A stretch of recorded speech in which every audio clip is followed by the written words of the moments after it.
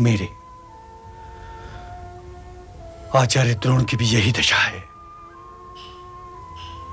हमने न जाने पिछले जन्म में ऐसा क्या किया होगा जिसका दंड हमें मिल रहा है कि हम दुर्योधन की हां में हां मिलाने के लिए विवश हैं।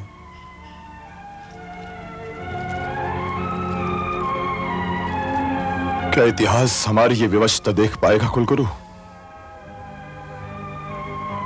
ये तो मैं नहीं जानता गंगा पुत्र, किंतु ये मैं अवश्य जानता हूं कि कपट द्वारा पांडवों को सब कुछ जीत लेने के पश्चात भी गंधार नरेश का जी नहीं भरा है।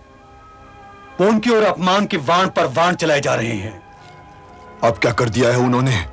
उन्होंने दुर्योधन को आखेट के लिए भेज दिया है और साथ में यह भी कहा है कि वो पांडवों के पास ही पड़ाव डाले। मुझे युधिष्ठिर की कोई चिंता नहीं है और ना ही अर्जुन अपने भाई के कहे से बाहर जाएगा। भीम। परंतु भीम वो तो पवन की तरह है, यदि चल पड़ा तो फिर उसे कोई नहीं रोक सकता, कोई नहीं रोक सकता।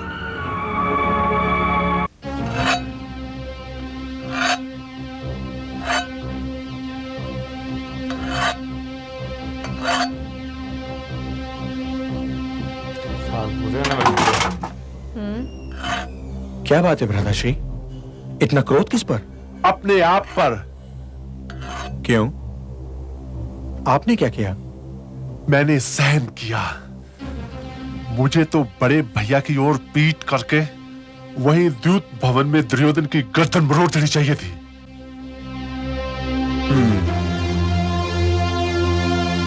तो आपने भी उनका पड़ाव देख लिया? देखता कैसे नहीं, यदि आंखें मूंद लूं तो उसके अश्लील ठट्ठों का क्या करूं, और यदि नाक कान बंद कर लूं तो उसके अश्लील व्यक्तित्व की दुर्गंध में सांस लेना भी असंभव है। वो यहां वन में भी हमें चैन की सांस नहीं लेने देगा।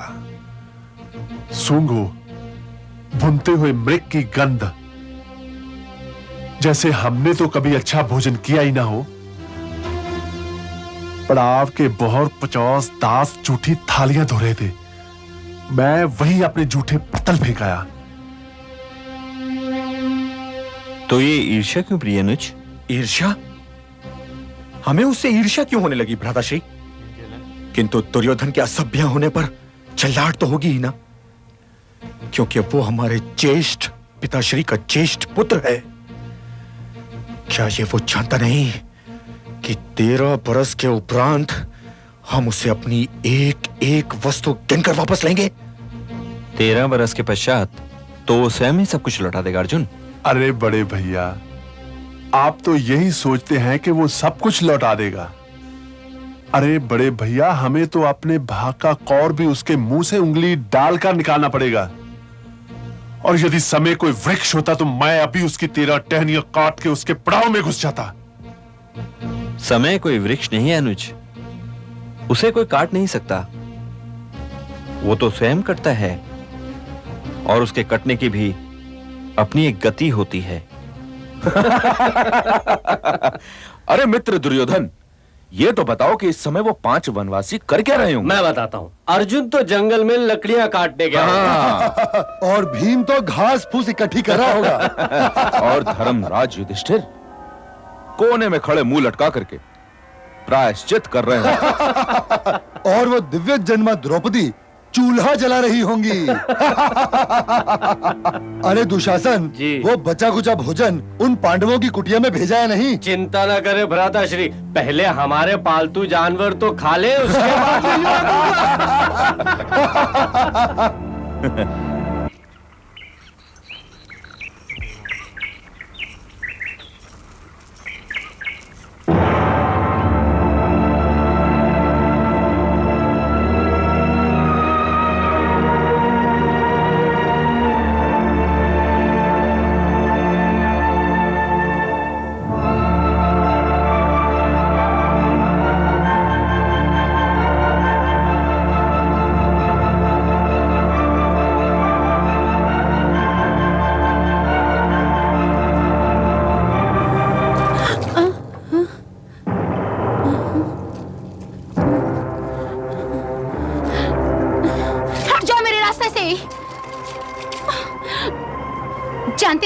सुनो, मैं गंधर्व राजकुमारी हूँ।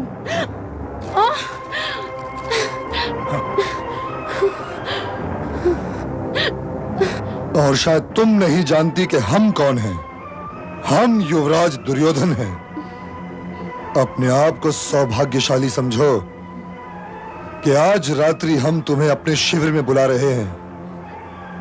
मैं तुम्हारी प्रतीक्षा करूंगा।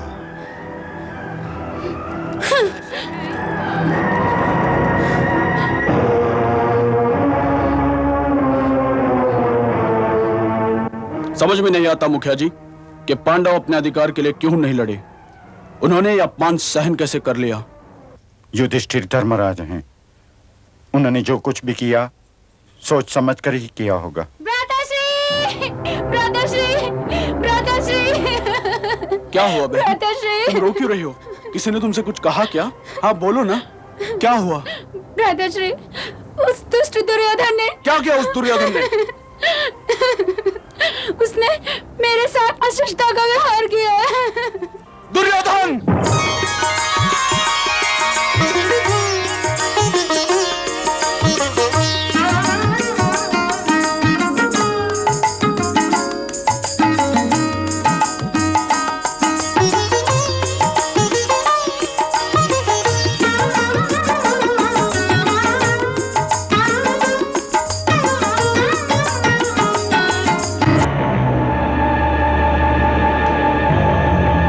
कबायली है ना।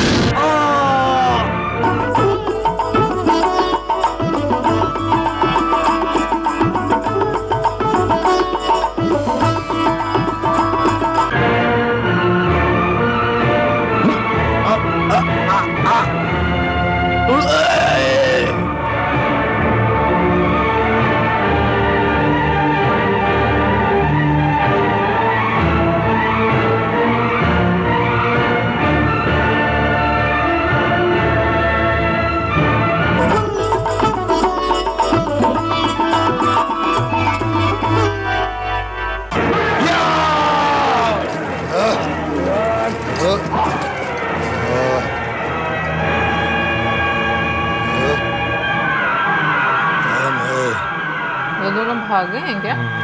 कौन बता? कर्ण और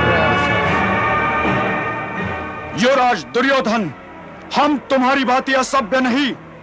हमारी पंचायत यह निर्णय लेगी कि हमारी बहन का अपमान करने का तुम्हें क्या दंड दिया जाए।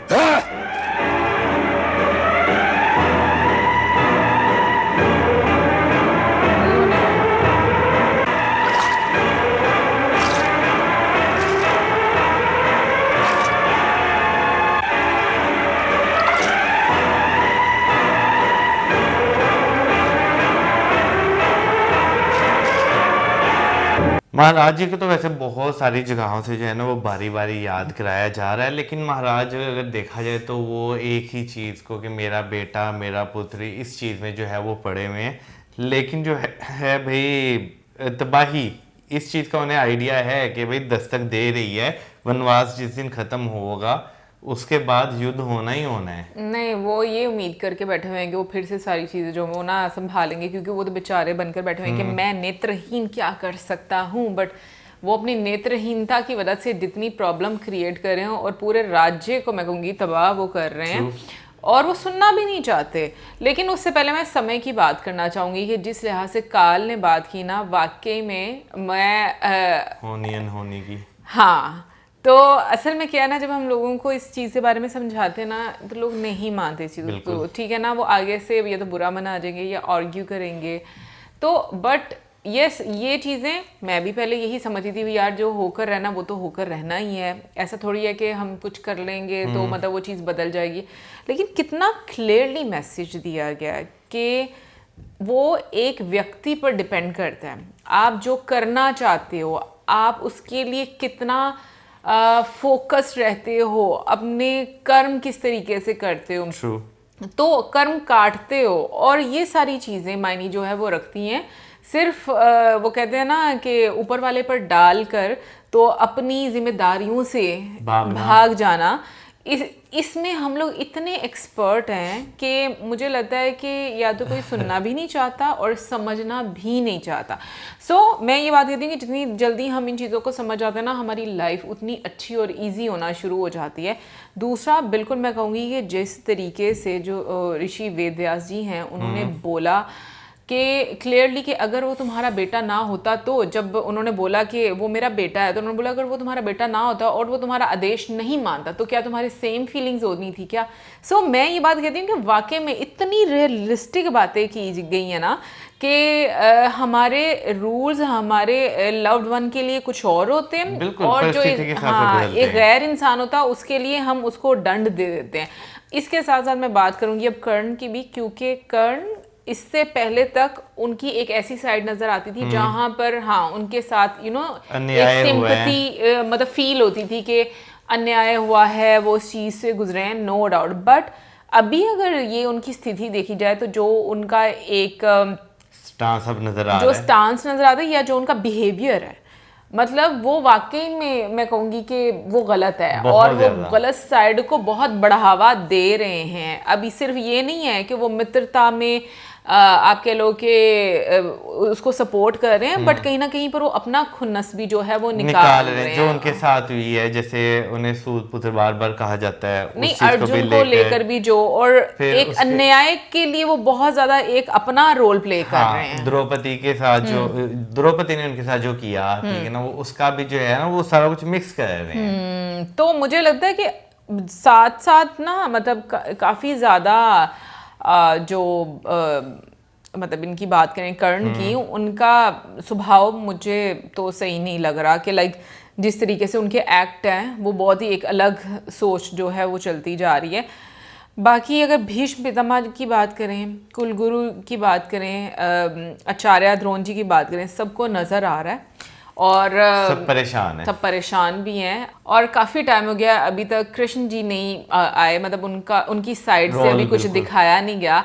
एक तो मुझे उनका बहुत ज़्यादा इंतज़ार है। दूसरा मैं ये बात पूछना चाहती हूँ कि जब वनवास काटा गया था तो जो मतलब सुभद्रा जी थी, क्या वो साथ में नहीं गई थी? और अगर वो साथ में नहीं गई थी तो वो उस टाइम पर कहाँ पर थी? क्योंकि हम लोगों ने देखा है कि जब हस्तिनापुर में द्यूत कीड़ा हुआ, उससे द्यूत कीड़ा ही था ना, हाँ यही था, उसके बाद से लेकर अभी तक वनवास में मतलब सुभद्रा नजर जी नहीं आई। नजर आई। सो कमेंट सेक्शन में वो भी जरूर बताइएगा। मिलेंगे नेक्स्ट वीडियो में।